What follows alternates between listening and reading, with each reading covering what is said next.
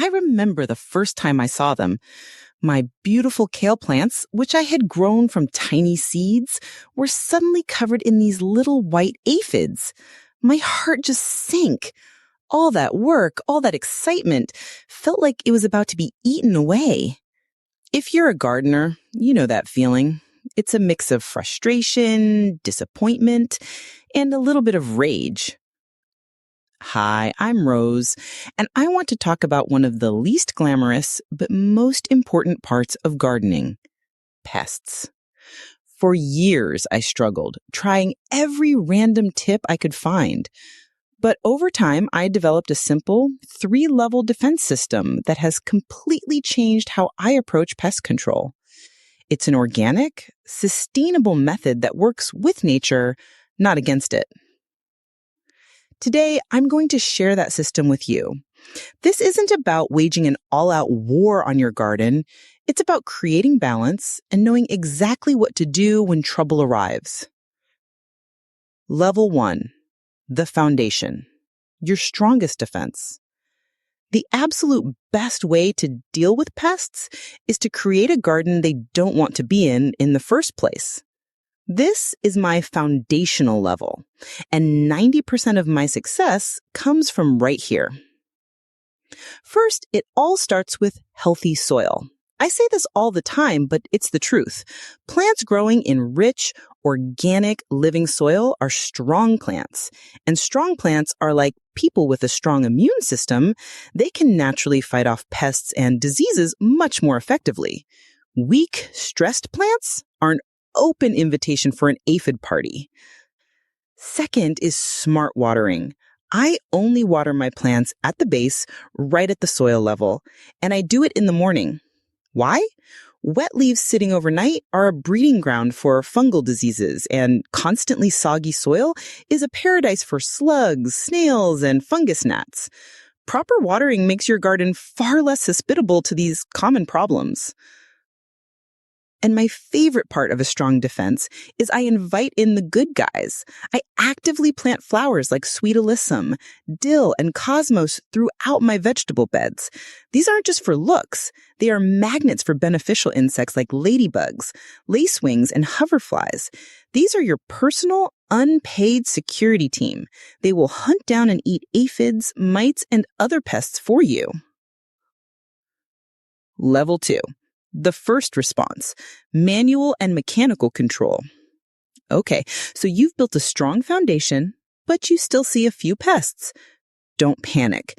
This is where we move to level 2, simple, hands-on intervention. My first go-to tool, my own 2 hands.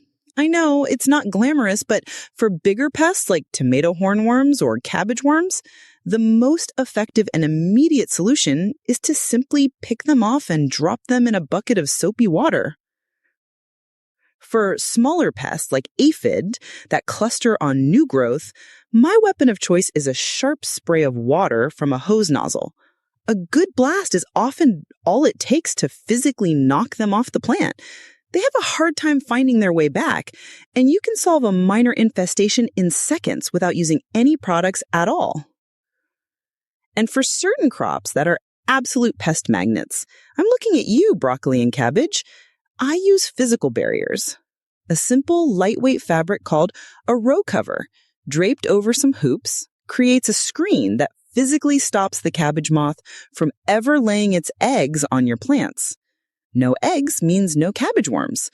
It's prevention at its finest. Level 3. The last resort, targeted organic sprays. I only move to level 3 when a pest problem is getting out of hand and levels 1 and 2 aren't enough. These are my last resort options, and I use them carefully and strategically. My number 1 choice is neem oil. Neem is a fantastic organic tool derived from the seeds of the neem tree. It doesn't kill insects on contact like a harsh chemical. Instead, it messes with their hormones, disrupting their ability to eat and reproduce. It's a slower but very effective process. The most important rule with neem, always spray at dusk.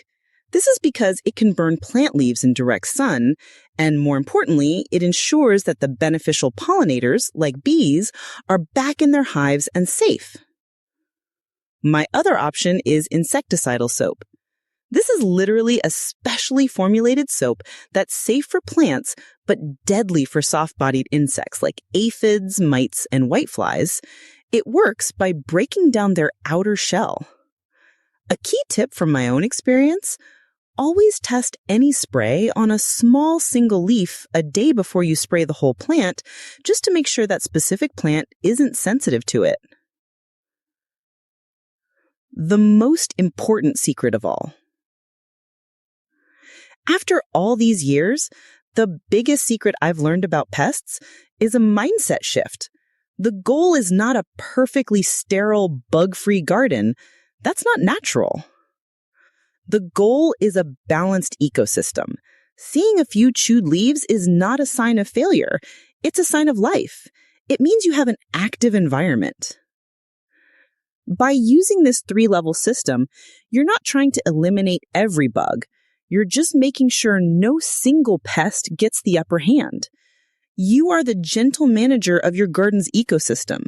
And with these tools, you have all the power you need to keep it healthy, balanced, and productive. I'd love to hear from you. What's the one pest that drives you the most crazy in your garden?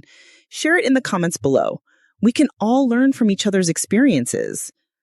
If you found this video helpful, I'd be so grateful for a thumbs up, and be sure to subscribe for more practical tips to help you build a garden you love.